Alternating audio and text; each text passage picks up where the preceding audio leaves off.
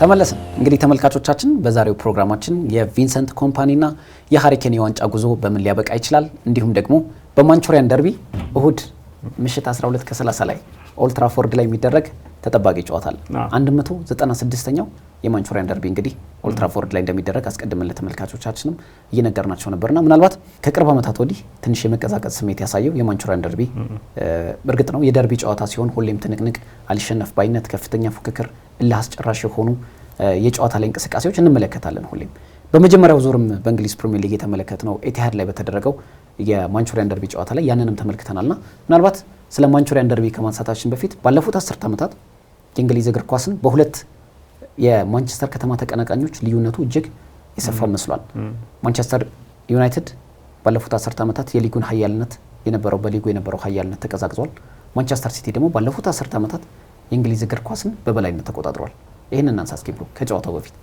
ይሄ የሁለቱ ቡድኖች ተፎካካሪነት ለረጅም ጊዜ ያለመቀጠሉ ይገርማል ምክንያቱም ልክ ማንቸስተር ሲቲ ያንሰራራ በነበረበት ወቅት የማንቸስተር ዩናይትድ ደግሞ የበላይነት የነበረው ጊዜ ያበቃ የነበረበት ወቅት ነበርና እነዚህ ቡድኖች ለዋንጫ የተፎካከሩት ሁለት የውድድር ዘመናትን ነው 2011-12 የአጉዌሮ የማትረሳ ግብ በተቆጠረችበት ወቅት ማንቸስተር ሲቲዎች አሸንፈዋል ስለዚህ ፈርጉሰን ደግሞ ይሄን ሳልበቀል አልሄድም ብለው በቀጣይ የውድድር ዘመን ቫምፐርሲን አስፈርሞ 20ኛውን የፕሪሚየር ሊግ ዋንጫ ማንቸስተር ሲቲን በመብለጥ አሸንፈዋል የዛ የፉክክር ላይ እንግዲህ የማይረሱ ሞመንቶች መካከል አንዱ ደግሞ እዛ ጨዋታ ላይ ቫምፐርሲ ያስቆጠራት ቅጣት ምት ምናልባት ካስታወስካት እዛው ኢቲሃድ ስታዲየም ላይ ፈርዲናንድ ራሱ ተፈንክቶ ነበር ዳስኪ ደግሞ በጣም ምን ያህል ኢንቴንስ እንደሆነ ይሄ ደርቢ ነው የሚያሳየ ሌላኛው ደግሞ የማይረሱ አሁን አጉዌሮ የዛን ጊዜ ከማስቆጠሩ በፊት ይሄ የዋንጫ ፉክክር ልዩነት እንድታመጣ ያደረገው በሁለቱ ቡድኖች መካከል የተካሄደው ጨዋታ ነበርና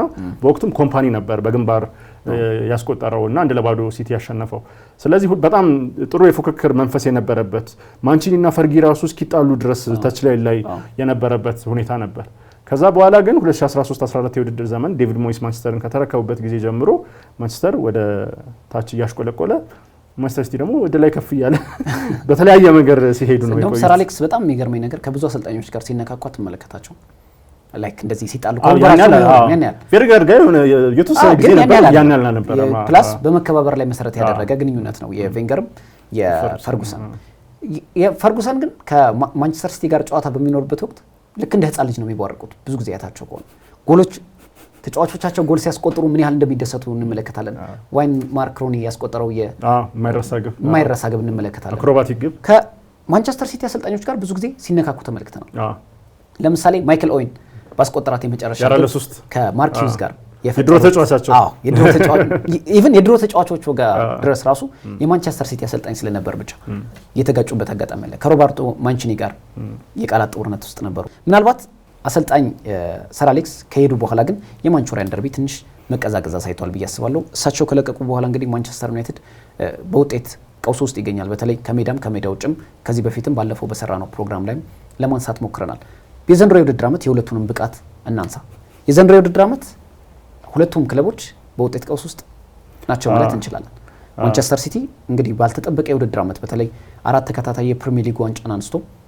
ሌላ ታሪክ ይጽፋል የማይደፈር ታሪክ ይጽፋል ተብሎ ነበር እርግጥ ነው በተከታታይ 4 ጊዜ ዋንጫ ያሸነፈ የፕሪሚየር ሊጉ ክለብ የለም ይህንን ደግሞ አዲስ ታሪክ በእንግሊዝ እግር ኳስ ጽፈዋል ለአምስተኛ ጊዜ ያነሳሉ ሲባሉ ደካማ የውድድር ዓመትን አሳለፉ ማንቸስተር ዩናይትድ ደግሞ እጅግ ደካማ ከተባለም ደካማ የውድድር ዓመትን ማሳለፉን ቀጠለ አሁን በሊጉ 13ኛ ደረጃ ላይ ተቀምጧል ከባለሜዳው ማንቸስተር ዩናይትድ እንነሳና የማንቸስተር ዩናይትድ የሊጉን ብቻ ስለ ኤሮፓ ሊግ ባለፈው አንስተንም ስለነበረ ምናልባት የሊጉ ጉዞ ምን ይመስላል የሊጉ ያው የማንቸስተር ሲቲ እንደተጠበቀው ያሉና ጥሩ የማይባል ነበር የማንቸስተር ዩናይትድ ደግሞ የከፋ የባሰ የሚባል ነው ስለዚህ ሁለት በተለያየ ባይሆንም ተቀራራቢ ቢሆንም ግን ደግሞ ላይክ ሌቭልም አሉ አሁን የማንቸስተር ዩናይትድን ስንመለከት የአሰልጣኝ ቅያሬ አድርገዋል በጣም በተደጋጋሚ በሜዳቸው ተሸንፈዋል ሰፊ የግብ ልዩነት የተሸነፉባቸው ጨዋታዎች አሉ በማይጠበቁ ቡድኖች የተሸነፉባቸው ጨዋታዎች አሉ በቅርብ ጊዜያት ምናልባት የተወሰነ መረጋጋት ታይቷል ወደ ድል መመለስ ውጤቶችን ማስመዝገብ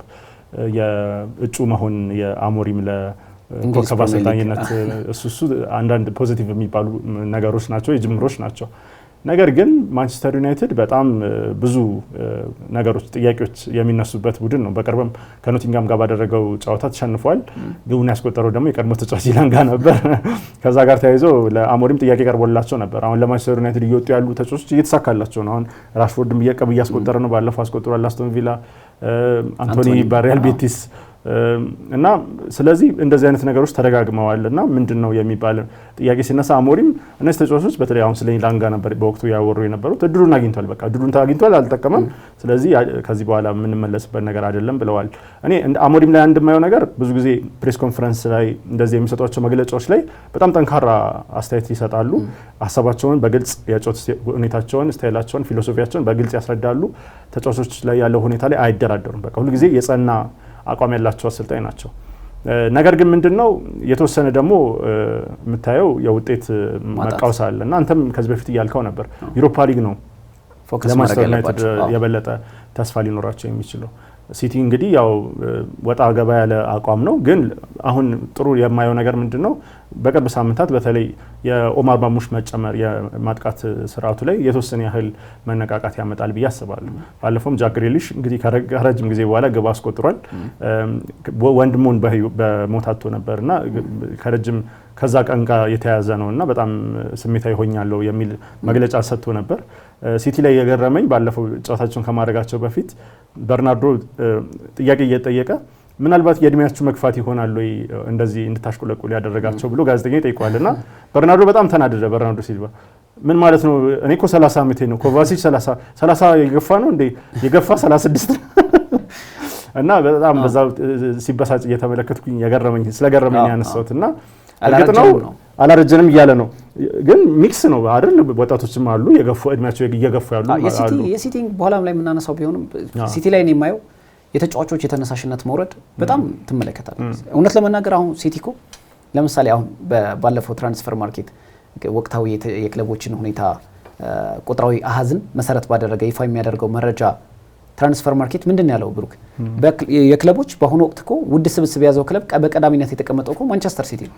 ስቲል ነው ባለልምድ ተጫዋቾች ቢኖሩም ግን ወጣት ሆኖ እጅግ በብዙ ዋጋ ሊሸጡ የሚችሉ ደግሞ ከዋክብቶችን የያዘው የሲቲ ስብስብ ነውና ምናልባት ያን ያህል በእኔ በእድሜ ጉዳይ ብዙ ማንቸስተር ሲቲን ማንሳት ብዙ ተገቢ አይመስለኝም። ምክንያቱም ይሄን ያክል የገፋ ተጫዋች የነበረው 33 34 የነበሩት ተጫዋቾች እንደነ ካይል ዎከር ነበር በልዩነት የምታነሳቸው። እነሱ ደግሞ ወደ ኤሲ ሚላን አቅንተዋል። እንዲሁም ደግሞ ትልቁ የምትለውን በቡድን ውስጥ ያለው ኤካይ ጎንዶጋን እንዲሁም ኬቨን ዴ ብሮይነ ናቸውና ምናልባት አብዛኞቹ ተጫዋቾች በወጣት እድሜ ላይ ናሉ። 30 በአሁኑ ሰዓት እኮ በፕሪሚየር ሊጉ 30 እኮ በጣም 31 ዓመቱ ነው ሃሪ ኬን እኮ የሁሉ ተአምራትን እየሰራ ያለው። ምናልባት በቦታቸው ያን ያህል ተጫዋቾችን ላጠቅስ ትችላለህ፣ ግን የእድሜ ጉዳይ ማንቸስተር ሲቲን ብዙ አሳሳቢ ነው ብዬ አላምንም። ግን ማንቸስተር ሲቲ ውስጥ ያለው ችግር የተጫዋቾች ተነሳሽነት ማጣት ነው። ምክንያቱም እርግጥ ነው የነ ሮድሪ ጉዳት፣ ተደራራቢ ተጫዋቾች ጉዳት ማንቸስተር ሲቲን እጅግ እንደፈተነው እናውቃለን። በተለይ የሮድሪ አለመኖር የአሰልጣኝ ፔፕ ጓርዲዮላ የውድድር ዓመቱን በሙሉ እንዳበላሸባቸው እናስታውሳለን። ግን ከተነሳሽነት ማለት ምንድነው? በማንቸስተር ሲቲ ስብስብ ውስጥ ያሉት ሁሉም ተጫዋቾች በጣም በርካታ ዋንጫዎችን ያሸነፉ ከጋርዲዮላ ጋር የደመቁ ተጫዋቾች ናቸው እና አሁን አዲስ ድል ማንቸስተር ሲቲ አንድ ተሸውዷል ብዬ ማምነው በክረምቱ የዝውውር መስኮት ብዙ ተጫዋቾች ስማቸው ከበርካታ ክለቦች ጋር ሲያያዝ ነበር። ለምሳሌ በርናርዶ ሲልቫ ብንመለከት ከባርሴሎናና ፓሪስ ሴን ጀርመን ጋር ጥያቄ ልቡ ሽፍት አድርጎ ነበር። ኤደርሰን ወደ ሳውዲ ክለቦች ለማምራት በጣም ተቃርቦ ነበር። ኬቨን ዴ ብሮይነም በተመሳሳይ እንደዛና ማንቸስተር ሲቲ ያኔ ለተከታታይ አራተኛ ጊዜ ዋንጫውን ካነሳ በኋላ ቡድኑን ማፍረስ ነበረበት ብዬ አስባለሁ። ምክንያቱም ሁሉም ድል ያሳኩ ተጫዋቾች ስለሆኑ አዲስ ይሄ የዋንጫ ረሃብ ያለባቸው ተጫዋቾችን ማምጣት ያስፈልጋል። ለዚህ ሪያል ማድሪድ ምስክር ነው። በየአመቱ የሚፈልገውን ተጫዋች ያመጣል፣ ዋንጫውን ያነሳል። ዋንጫው ማንሳት በሪያል ማድሪድ ውስጥ የተለመደ ነው፣ ግን ስቲል ነው ረሃብ ያለው ስሜት ተጫዋች ያመጣሉ። አሁን ኪሊያን ምባፔን አምጥተው የአውሮፓ ሻምፒዮንስ ሊግን ካላነሳን እያሉ ያዙኝ ልቀቁኝ እያሉ እየተመለከትን ነው። አንዴ ተጫዋቾቹ ጉርሻ እየሰጠ ነው፣ አንዴ ተጫዋቾቹ ተነሳሽነት እንዲፈጠር የተለያየ ነገር እየሰራ ነውና ምናልባት አዲስ ተጫዋች ማምጣት ለሲቲ ወሳኝ ነበር ብዬ አስባለሁ። በዝውውር መስኮቱ ደግሞ ማንቸስተር ሲቲ በጥሩ ነው የነቃ ተሳትፎን ያደረገው። ኦማር ማርሙሽን፣ አብዱልቃድር ኩሳኖቭን ማንቸስተር ሲቲ ያንን ዝውውር ክረምት ላይ አድርጎት ቢሆን ኖሮ የበለጠ ተነሳሽነትን ይፈጥር ነበር ብዬ አስባለሁ። ማንቸስተር ዩናይትድ ዘንድሮ ወደ ማንቸስተር ዩናይትድ ባለሜዳው ስንመለስ ደካማ የውድድር ዓመትን ከማሳለፉን በተጨማሪ ከሁሉም ውድድሮች ደግሞ የተሰናበተበትም ሌላኛው መጥፎ ጉዞ ይመስለኛል። ምክንያቱም አሁን በእርግጥ ዩሮፓ ሊግ በጣም ተስፋ አለው። ምክንያቱም በዩሮፓ ሊግ ያሉት ቡድኖችን ባለፈው ሳምንትም እንደጠቀስናቸው ማንቸስተር ዩናይትድ ከነሱ በተሻለ መልኩ የማጠናቀቅ እድል አለው ስንል ነበር። አሁን ሁለቱም የሚገናኙት የማንቹሪያን ደርቢ ላይ ግን ከማንቸስተር ዩናይትድ ሊግ ለማንቸስተር ሲቲ ትልቅ ትርጉም አለው። ማንቸስተር ዩናይትድ ከዚህ በኋላ በአውሮፓ መድረክ የመሳተፍ እድሉ እጅግ ተመናምኖ አልቋል። በ13ኛ ደረጃ ላይ ያለው ከዚህ በኋላ የቀሩት 8 የሊጉ ጨዋታዎች ናቸው። ከላይ ያሉት በደረጃ ሰንጠረዥ ደግሞ ማንቸስተር ዩናይትድን ርቀውታል። ማንቸስተር ሲቲ ከቸልሲ በአንድ ነጥብ ዝቅ ብሎ 5ኛ ደረጃ ላይ የተቀመጠው። ስለዚህ ለማንቸስተር ሲቲ በጣም ወሳኝ ጨዋታ ይመስለኛል ብሎ ማንቸስተር ሲቲ አሁን ባለፈው ወደ 4ኛ ደረጃ ከፍ ብለው ነበር ካሸነፉ በኋላ። ሐሙስ ዕለት ደግሞ ቼልሲ ቶተናምን 1-0 ሲያሸንፍ ተመልሰው ወደ 5ኝነት ወርደዋል እና ስለዚህ የግድ 4ኝነትን ማረጋገጥ ይፈልጋሉ። ስለዚህ 4ኛ ይመስለኛል ታርጌታቸው። 4ኛን ከያዙ ሰኪዩር የሚሆኑ ይመስለኛል። ከዛ ውጪ ብዙ ነገር ላያስቡ ይችላሉ። ሌላኛው ያው ኤፍ ኤ ካፕ ላይ ያለው ነገር ባለፈው ሳምንት ወደ ግማሽ ፍጻሜ ተቀላቅለዋል። እንግዲህ ሪካርድ የሚሆን ድልን ነው የሚያስመዘግቡት ስኬታማ የሚሆኑ ከሆነ። ስለዚህ ያለ ዋንጫ ራሱ ይሄን ያህል ደካማ የውድድር ዘመን አሳልፈው ራሱ በዋንጫ ሊያጠናቅቁ ነው ማለት ነው። ግን ስኬታማ እንለውም ያንን ስላቻኩ ብቻ። ግን ለኔ በአውሮፓ ሻምፒዮንስ ሊግ ተሳታፊ ከሆነ ሲቲ በጣም ስኬታማ ይመስለኛል ለኔ ዘንድሮ። ያልኩበት ምክንያት ግን ከለመድ ነው አንጻር ነው ከሲቲ ጓርዲዮላም አንጻር። አሁን ጓርዲዮላ 2008 ባርሴሎናን ከተረከበ ጀምሮ ከአንደኛና ከሁለተኛ ውጪ ጨርሶ አያውቅም። 2016-17 የመጀመሪያ ውድድር ዘመኑ ላይ ነው 3ኛ ሆኖ የጨረሰው ማንቸስተር ሲቲ። ከዛ ያነሰ ውጤት አስመዝግቦ አያውቅም በሊግ ደረጃ። ወይ ያሸንፋል፣ ብዙ ጊዜ ያሸንፋል፣ አልፎ አልፎ ሁለተኛ ይወጣል ነው። አሁን ባየር ሙኒክ 3ቱም የውድድር ዘመን ሻምፒዮን ነበር። ባርሴሎና በነበረበት ወቅት ከ4ቱ የውድድር ዘመኖች አንዱን ብቻ ነው ዋንጫ ያላሸነፈው። ማንቸስተር ሲቲ ከመጣ በኋላ አንዱን በቼልሲ ተነጥቋል፣ አንዱን በሊቨርፑል ተነጥቋል። ከዛ ውጪ አሸንፏል 5 የፕሪሚየር ሊግ ዋንጫዎችን፣ አራቱን ደግሞ በተከታታይ 6 የፕሪሚየር ሊግ ዋንጫዎች 4 በተከታታይ። ስለዚህ ይሄ የተለመደ ነገር አይደለም። እንትን ነው ብሩክ ምን መሰለህ አሁን የተለመደ ነው። ግን አሁን ብዙ ጊዜ ከዚህ በፊትም ብዙ ተከራክረንበት ነበር እዚህ በነበረን ፕሮግራም ላይ። በተለይ ማንቸስተር ሲቲ አንድ የውድድር ዓመት መጥፎ የውድድር ዓመትን ማሳለፉ ይሄን ያክል መጥፎ ሊያስብለው አይችልም የሚል አቋም ነው ያለኝ። ምክንያቱም ለምሳሌ ስኬታማ የነበረው ማንቸስተር ዩናይትድ እኮ ከሰር አሌክስ በኋላ የቀድሞ ማንነቱን ማግኘት ተቸግሯል አይደል? አሁን ባለፉት 10 ዓመታት ውስጥ ማንቸስተር ሲቲ የእንግሊዝ እግር ኳስን ተቆጣጥሯል። ፔፕ ጓርዲዮላ 6 የፕሪሚየር ሊግ ዋንጫን አንስተዋል። ስለዚህ 4 የፕሪሚየር ሊግ ተከታታይ ዋንጫ ያነሳ ቡድን አንድ መጥፎ የውድድር ዓመትን ማሳለፉ ያን ያህል መጥፎ ነው የሚል እምነት የለኝም። ሊያጋጥም ይችላል በእግር ኳስ ውስጥ ብዬ ነው የማምነው። ማንቸስተር ሲቲ ግን በአውሮፓ ሻምፒዮንስ ሊግ ተሳታፊ ካልሆነ ለእኔ እጅግ መጥፎ የውድድር ዓመትን አሳልፏል ብዬ አምናለሁ። ምክንያቱም በአውሮፓ ሻምፒዮንስ ሊግ በ2022-23 የውድድር ዘመን ዋንጫውን ያነሳ ቡድን ባለፉት 10 ዓመታት የእንግሊዝ እግር ኳስን የተቆጣጠረ ቡድን ከአውሮፓ ሻምፒዮንስ ሊግ ውጭ ሆነ ብትለኝ ወይ በኤሮፓ ሊግ ወይ ደግሞ ሐሙስ የሚደረጉት የኮንፈረንስ ሊግ ጨዋታ ላይ ብትመለከተው ምናልባት ለሲቲ አሁን ባለው የእግር ኳስ ደረጃ አይመጥነውም። ግን በአውሮፓ ሻምፒዮንስ ሊግ ከተሳተፈ ግን አንድ የውድድር ዓመትን መጥፎ አሳልፈዋል። በክረምቱ እንመለከታቸዋለን።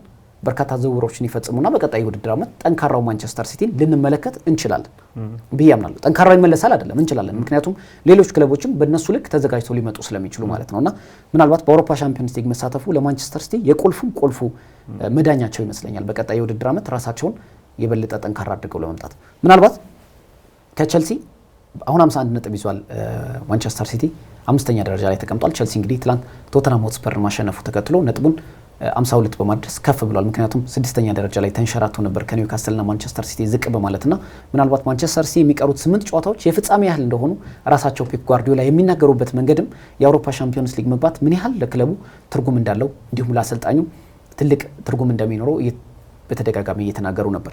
ብሩክ ስለ እሁዱ ጨዋታ እንምጣና እሁድ ጨዋታ ላይ ባለፉት 3 የፕሪሚየር ሊግ ግንኙነታቸው ማንቸስተር ዩናይትድ 2ቱን አሸንፏል። ባሳለፍነው የመጀመሪያ ዙር የውድድር ጨዋታ ላይ ደግሞ ድራማዊ ክስተቶች የተመለከትንበት የቀድሞ ማንቹሪያን ደርቢ ስሜት የመለሰ ጨዋታ ነበር። ብሩኖ ፈርናንዴዝ እና አማድ ዲያሎ ያስቆጠሯቸው ጎሎች ያንን ጨዋታ እናንሳና ምናልባት በእሁዱ ጨዋታ ምን ይፈጠራል የሚለውን እንዳስ። በጣም የሚገርም እንደውም ብዙ የማንቸስተር ዩናይትድ ደጋፊዎች ለአሞሪም ላይ ያላቸው አመለካከት በአዎንታዊ መልኩ እንዲያድግ ብዙ እንዲያስቡ ብዙ እንዲያልሙ ያደረገ ድል ነበርና የዲያሎ ግብ በጣም እንደውም ረስቸው ነበርና ልክ አሁን ስትለው ትዝ አለኝ የዲያሎ ግብና በጣም የሚገርም ግብ ነበር ያስቆጠረው እና ኦንሪ እንደውም እሱን ግብ በሚተነብትንበት ወቅት ምን ያህል ዲያሎን ሲያደንቀው እንደነበር እየተመለከትኩኝ ነበርና የዲያሎን አመለካከት እና ሲያይ ኳሷን አልነበረም እየተመለከተ የነበረው ኳሷ የምታርፍበትን ቦታ ነበር።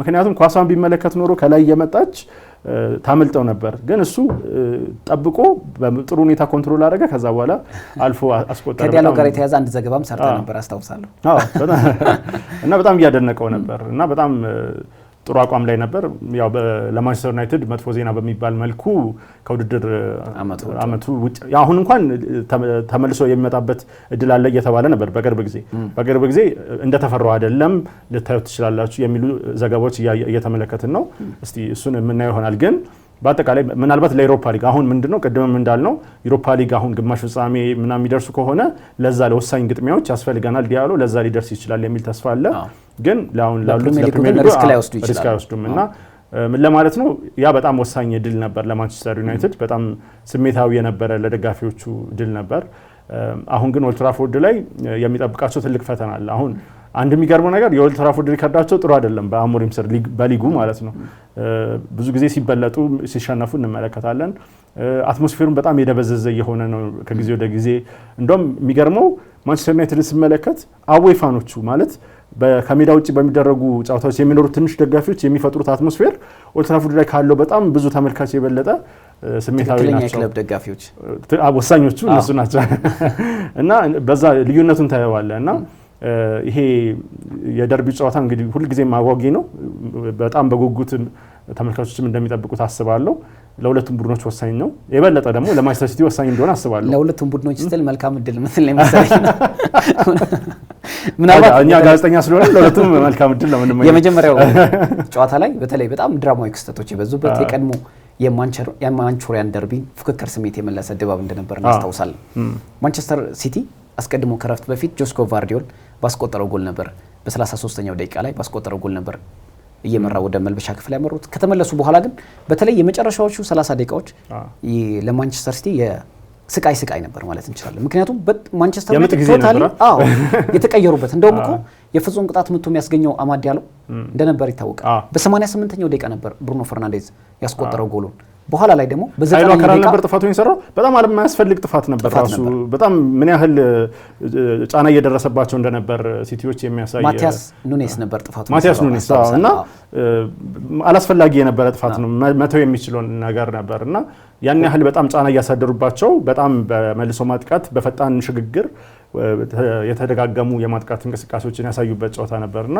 ፍሬ አፍርቶ ያ 2-1 አሸንፏል እና ሁለተኛው ጎል ደግሞ ከሊሳንድሮ ማርቲኔዝ የተሻገረለትን ኳስ በግሩም ሁኔታ ምናልባት የዛን ሰሞን ደግሞ እጅግ መነጋገሪያ የነበረች ግብ ያስቆጠረው ደግሞ አማድ ዲያሎ ነበር አማድ ዲያሎ እንግዲህ በውድድር አመቱ ያሰልጣኝ ሩበን አሞሪምን ያጫወት ዘይቤ የተረዳው ለቡድኑ በጣም ተለውጦ የመጣ ተጫዋች የ22 አመት ኮከብ በማንቸስተር ዩናይትድ ያለውን ውልም ያራዘመበት አመት ነበር ተደበላለቀ ስሜት ያሳለፈበት ጊዜ ነበር አይደል አማድ ዲያሎ ጥሩ የውድድር አመትን ያሳለፈበት በማንቸስተር ዩናይትድ ውሉን ያራዘመበት ነገር ግን ደግሞ ጉዳት ደግሞ አጋጥሞት ያሳለፈበት ነበርና ምናልባት ድብልቅልቅ ያለ የውድድር አመትን የሆነበት አጋጣሚ ነበር ምናልባት የሁዱ ጨዋታ ላይ በማንቸስተር ዩናይትድ እና በሲቲ መካከል የማይሰለፉ በርካታ ተጫዋቾች እንዳሉ ይታወቃል በማንቸስተር ሲቲ በኩል እንደነ ጆን ስቶንስ የመሳሰሉ ተጫዋቾች ማኑኤል አካንጂ ጉዳት ላይ ናቸው ሮድሪ ከጉዳት ቢያገግምም ነገር ግን አሰልጣኙ ፔፕ ጋርዲዮላ መጠቀም የሚፈልጉት ለክለቦች ዓለም ዋንጫ ላይ ይመስለኛልና ብዙ ይተቀሙበታል የሚል እምነት የለኝም ነገር ግን ለማንቸስተር ሲቲ መልካም እድል የምትለው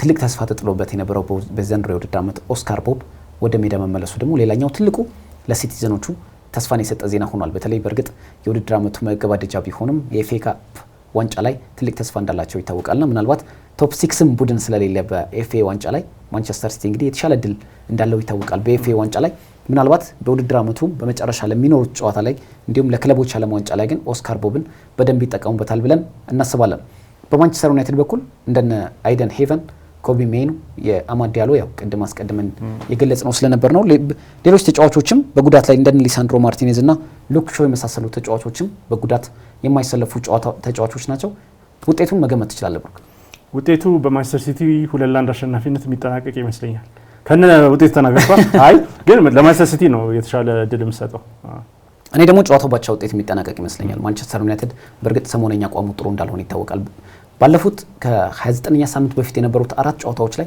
ሽንፈት አልገጠመውም ነበር ሁለት አቻ ሁለት ደግሞ አሸንፎ ነበር ለዛም ይመስለኛል ከማንቸስተር ዩናይትድ ጥሩ ብቃት ላይ ሲያሳይ የነበረው ብሩኖ ፈርናንዴዝ እንዲሁም ደግሞ ሩበን አሞሪም በወርሃ መጋቢት የወሩ ኮከብ ተጫዋቾች ውስጥ ገብተው ነበር። ግን ባሳለፍነው ሳምንት ሲቲ ግራውንድ ላይ በኖቲንጋም ፎረስት ያልተጠበቀ ሽንፈትን ገጥሟቸዋል። በእርግጥ ኖቲንጋም ፎረስት ትልቅ ቡድን እንደሆነ ይታወቃል። በዘንድሮ የውድድር ዓመት በተለይ ከአቋም ጋር ከተገናኘን ታላላቆቹ የፕሪሚየር ሊጉ ክለቦችንም የፈተነ የሊጉ መሪ ሊቨርፑልን ሳይቀር ያሸነፈ ቡድን እንደሆነ ይታወቃልና ግን ማንቸስተር ዩናይትድ ጥሩ ከመጣበት ሳምንታት አንጻር ጥሩ ይፎካከራል ተብሎ ነበር። በጨዋታ እንቅስቃሴ ደረጃ ጥሩ ነበር ማንቸስተር ዩናይትድ። ነገር ግን በቀድሞ ተጫዋቹ አንቶኒ ኤላንጋ እንግዲህ ጉድ ተሰርቶ ተመልሷል። አሁን ባቻ ውጤት ጨዋታው ይጠናቀቃል የሚል እምነት አለኝ። ምክንያቱም ይሄ ያልኩበት ምክንያት ማንቸስተር ዩናይትድ አሁን በፕሪሚየር ሊጉ ይህን ያክል የሚያስጨንቃቸው ነገር የለም ወይ ደረጃ ማሻሻል ከአምናው እጅግ መጥፎ ታሪክን ያሳለፉበት 8ኛ ደረጃን ለማሻሻል ካልሆነ በስተቀር ሙሉ ፎከሳቸው ዩሮፓ ሊግ ላይ ያደርጋሉ ብዬ ስለማምን በፕሪሚየር ሊጉ ላይ ያን ያህል ይጨነቃሉ ብዬ አላምንም። ነገር ግን ደርቢ ነው የጩኸታሞቹ ሰፈር የሚባለው የማንቸስተር ሰፈር ደግሞ በሁለቱም በኩል ያለው ፉክክር የሚባለው ደግሞ ፉክክሩ ስለሚታወቅ ማንቸስተር ዩናይትድ በነፃነት ይጫወታል ብዬ አምናለሁና ማንቸስተር ሲቲ ደግሞ ከዚህ በኋላ ያሉት 8ቱን ጨዋታዎች በአውሮፓ ሻምፒዮንስ ሊግ ለመሳተፍ ግዴታ ማሸነፍ የሚጠበቅበት ጨዋታ ነው። እርግጥ አንድ ነገር ላለመዘንጋት በዚህ አጋጣሚ የዘንድሮ የአውሮፓ ሻምፒዮንስ ሊግ ተሳታፊዎች በቀጣይ ውድድር ዓመት 7 ሊሆን ይችላል ተብሎ ይጠበቃል። እንግሊዝ ትልቅ ኮታን ታገኛለች ተብሎ እየተጠበቀ ይገኛል። ይሄም የሆነው ግን በሁለት አጋጣሚዎች ነው ይላል። አንደኛው ከ5ኛ ደረጃ ላይ በታች ያጠናቀቁ ክለቦች በአውሮፓ መድረክ በሚሳተፉባቸው ውድድሮች ዋንጫውን ማሸነፍ ከቻሉ፣ ለምሳሌ አስቶን ቪላ በአውሮፓ ሻምፒዮንስ ሊግ ያሸንፋሉ የሚለው ነገር ሌላኛው ተጠባቂ ቢሆንም ማሸነፍ አለበት። እንዲሁም ደግሞ ቶተንሃም ሆትስፐርና ማንቸስተር ዩናይትድ የአውሮፓ ሊግ ዋንጫን ማሸነፍ ይጠበቅባቸዋልና ይህ ካደረጉ የአውሮፓ ሻምፒዮንስ ሊግ ተሳታፊ ቁጥሮች ይበዛል።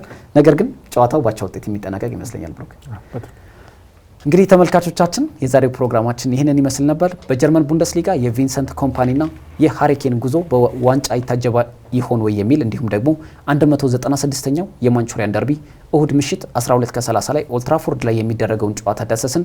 ሳምንት በተለየ ፕሮግራም በሌላ ዝግጅት የምንገናኝ ይሆናል። እስከ ሳምንት ሰላም።